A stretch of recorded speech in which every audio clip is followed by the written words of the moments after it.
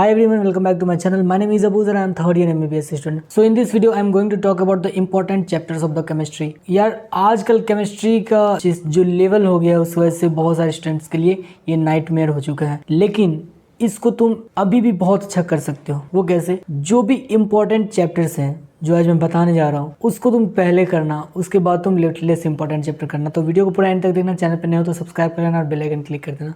तो video start करते हैं। तो इंपॉर्टेंट चैप्टर्स की लिस्ट में जो पहला चैप्टर आता है वो basics of organic chemistry.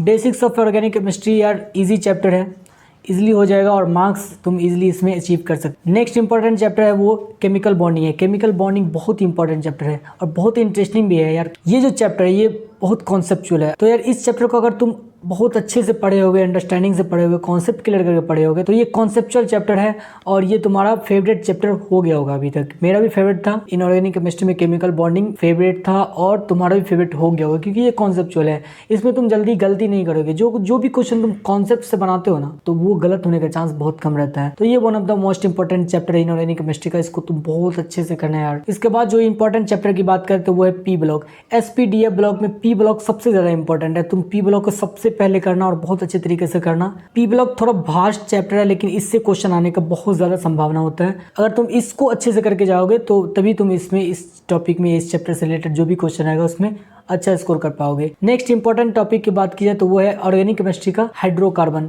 Hydrocarbon दूसरा इंपॉर्टेंट चैप्टर है ऑर्गेनिक केमिस्ट्री का, तो इसको भी अच्छे से करके जाना। नेक्स्ट चैप्टर की बात की जाए तो वो भी ऑर्गेनिक केमिस्ट्री से ही है, वो है अल्डिहाइड, कीटोन और कार्बोक्सिलिक एसिड। यार ऑर्गेनिक केमिस्ट्री के अल्डिहाइड, कीटोन और कार्बोक्सिलिक एसिड से जो तुम्हारा रिएक्शन आएगा वो इजी होगा बनाना। ये मुझे भी बहुत इजी लगता है एक्चुअली। वो क्यों होता है ना कि तुम न्यूक्लियोफाइल ऐड करो या न्यूक्लियोफिलिक एडिशन रिएक्शन वगैरह जो भी करते हो तो तुम इजी होता है। कार्बन पे अटैक करवा दो, बॉन्ड खोल दो, ऑक्सीजन पे निगेटिव, ये सब बहुत इजी होता है। तो इसको भी तुम बहुत अच्छे से करके जाना।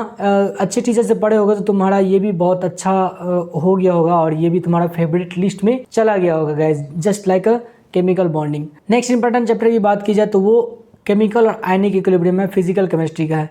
केमिकल और आयनिक इक्विलिब्रियम का कॉन्सेप्ट पढ़ के इससे रिलेटेड बहुत ज़्यादा MCQ करके जाना, क्योंकि मैं हमेशा बोलता हूँ फिजिकल केमिस्ट्री में और MCQ करके ही जाओ, सिर्फ और सिर्फ कॉन्सेप्ट पढ़ के नहीं जाओ यार। वो क्योंकि फिजिक्स और फिजिकल केमिस्ट्री में न्यूमेरिकल बहुत ज़्यादा आते हैं। न्यूमेरिकल से रिलेटेड जो भी चैप्टर या टॉपिक है, सब्जेक्ट है, उसका कॉन्सेप्ट ज़्यादातर क्वेश्चन से क्लियर हो जाता है। ऐसे तुम्हारा कॉन्सेप्ट क्लियर हो जाएगा लेकिन उस टाइम पे जब तुम सॉल्व कर रहे होगे तो तुम्हारा क्लिक नहीं करेगा या फिर जल्दी सॉल्व नहीं होगा तो टाइम भी ले सकता है। इसलिए practice makes a man perfect, वो वाला कॉन्सेप्ट करके जाना, न्यूमेरिकल बहुत जल्दी बना दोगे। नेक्स्ट इंपॉर्टेंट चैप्टर की बात की जाए तो वो है S ब्लॉक।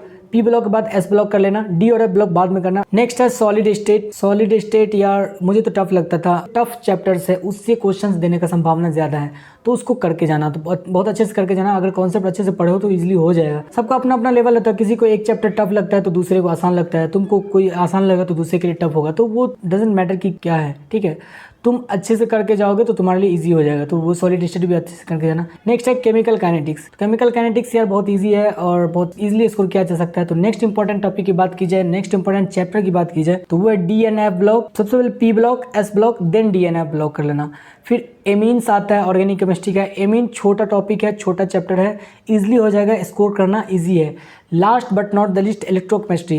इलेक्ट्रोकेमिस्ट्री यार उसमें क्या होता है, एनर्जी वगैरह जो भी निकालना होता है, तो तुम अगर केमिकल इक्विलिब्रियम अच्छे से किए हो तो उसके डेरिवेशन से तुम इसका भी डेरिवेशन कर लोगे। डेरिवेशन करना सीखो। देखो डेरिवेशन सिर्फ फार्मूला रटने के लिए बोलता हूँ लेकिन फार्मूला एंड में काम आएगा, लेकिन अगर तुम उस टाइम पे उस मोमेंट पे अगर फार्मूला भूल गए हो तो तुम्हारा डेरिवेशन से तुम फार्मूला ड्राइव कर सकते हो। तो ऐसा नहीं होगा कि तुम्हारा अगर फार्मूला याद था भूल गए तो उस वजह से तुम्हारा क्वेश्चन छूट जाएगा। अगर तुम डेरिवेशन आता है तुमको और तुम्हारे पास टाइम है तो तुम उस डेरिवेशन को रिकॉल करके उस डेरिवेशन से तुम फार्मूला ड्राइव करके क्वेश्चन कर दोगे, तो तुम्हारा छूटने का चांस तो बिल्कुल नेग्लिजिबल हो जाएगा। तो ये जो चैप्टर्स बताया मैंने केमिस्ट्री के लिए, सिर्फ और सिर्फ इससे 35 to 36 क्वेश्चन आता है। तुम इसको अच्छे से करके जाओगे, इसका क्वेश्चंस लगा के जाओगे, बहुत ज़्यादा प्रैक्टिस करके जाओगे तो डेफिनेटली तुम्हारा मार्क्स 140 प्लस होगा गारंटीड। वीडियो अच्छा लगे तो वीडियो को लाइक कर देना, चैनल पर नहीं हो तो सब्सक्राइब कर देना। सिर्फ और सिर्फ अब 3 महीने बच गए हैं, जी जान लगा दो, दिन रात एक कर दो। Do work harder until you get success. Stay connected with me, I will help you out. All the very best.